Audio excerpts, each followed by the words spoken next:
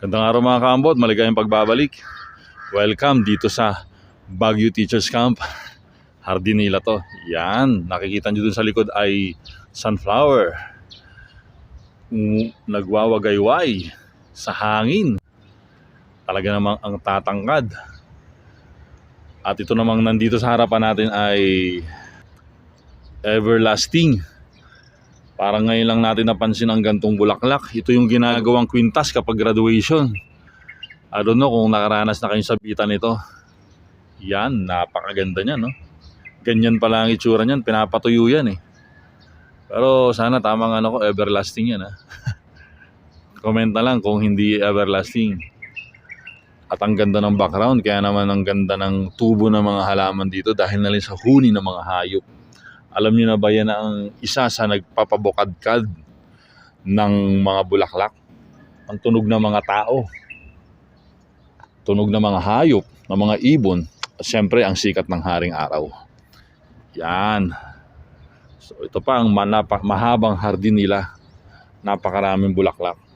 Iba-ibang klase. Kayo na lang mag-identify kung ano-ano yung mga ito. Yan no, ito parang plastic. Nakakatawa, nung nakaraan pa ako nakakatawa dito at nadadaanan namin. Ang bulaklak na to ay parang plastic. Yan mga kambot. Google search natin kung anong klase yan. No? Kita mo sa likod, mapagkamala mo talagang plastic dahil ang tingkad ng kulay. Napakagaan ng kamay ng nag-aalaga nito.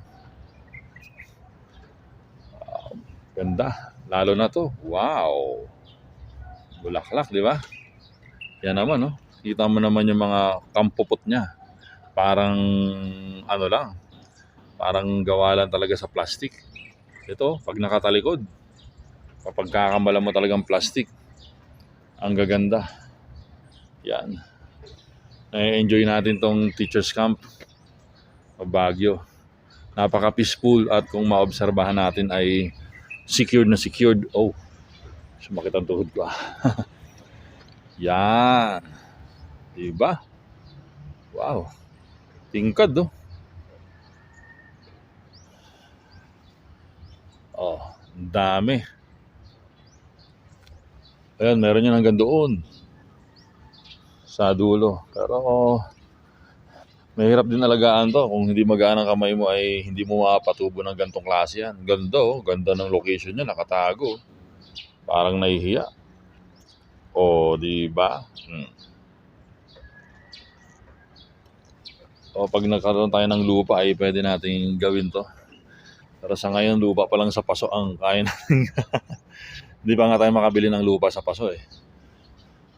Kasi mahal na rin ang mga lupa na yan. Hindi na natin kailangan gumastos ng mga kaya naman natin magpataba. Ayan mga kambot. Sana na-enjoy nyo ang ating pagsilip sa bulaklak ng mga nandito sa Baguio Teachers Camp. Wow. Hindi pa ngayon talaga sa tama ngayon na, panabengan eh. Panahonan niya na pero ang tanim dito ay hindi pa ganun karami katulad nung dati namin nung una kong punta dito sa Teachers Camp. Okay. Yun lang, tsaka yan, no? Nagagandahan. May mabango.